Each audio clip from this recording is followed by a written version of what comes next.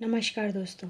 आज मैं आपको सुनाऊंगी अमीर बहू गरीब सास की कहानी, एक मोटिवेशनल कहानी। अंकित अपनी माँ सावित्री के साथ एक गांव में रहता था। अंकित के पिता का देहांत हो चुका था। सावित्री गांव के घरों में काम करने जाती थी।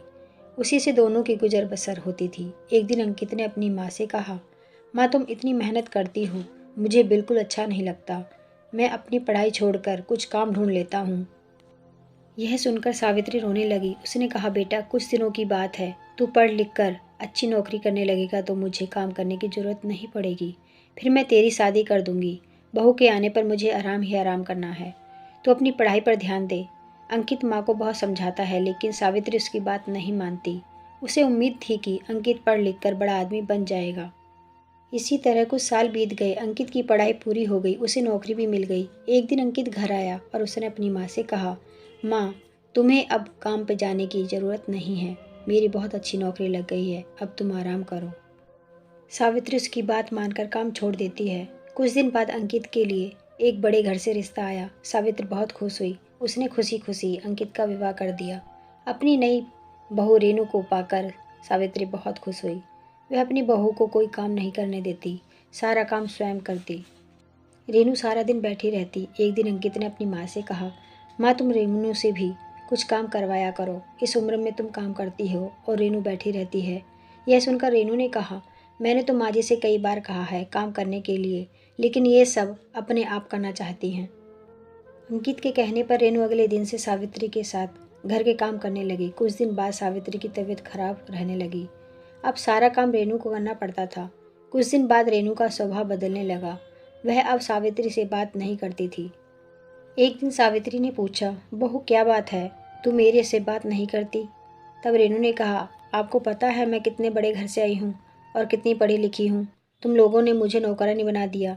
यह सुनकर सावित्री ने कहा, बहू कुछ दिन की बात है, मैं ठीक हो जाऊंगी, उसके बाद मैं सारा काम कर लूँगी, लेकिन अभी तो मैं बिस्तर से उठ नहीं पा रही हूँ। तब रेणु बोली, हाँ हाँ यह सब बहाने मैं खूब समझती हूँ।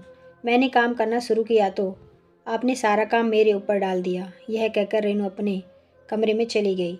उस दिन उसने खाना भी नहीं बनाया। शाम को जब अंकित घर आया तब रेणु ने कहा, सुनो जी, मैं इतना काम नहीं कर सकती, इसलिए मैं अपने पिता के घर जा रही हूँ। तुम्हें अपनी माँ की सेवा करनी है तो करो, मुझसे यह सब नहीं होगा।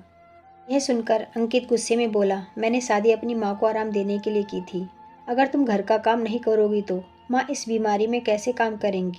यह सुनकर रेणु गुस्से में अपने घर जाने के लिए चल दी। तभी सावित्री ने उसे रोका और कहा, बहू इस घर को छोड़कर मत जाओ, मैं सारा काम कर लूँगी। रेणु फिर भी नहीं मानती और अपने पिता के घर चली जाती है।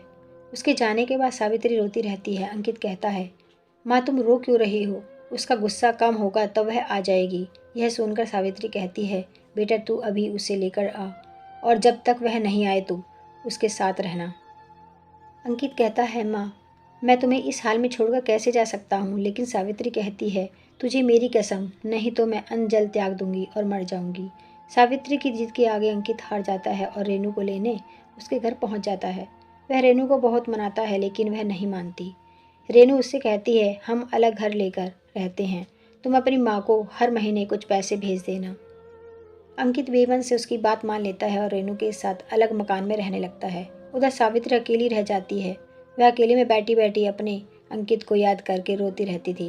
एक दिन सावित्री के घर पर कोई दरवाज़ा खटखटाता है। सावित्री दरवाज़ा खोलती है तो देखती है सामने रेणु का भाई राजेश अपनी पत्नी के साथ खड़ा था।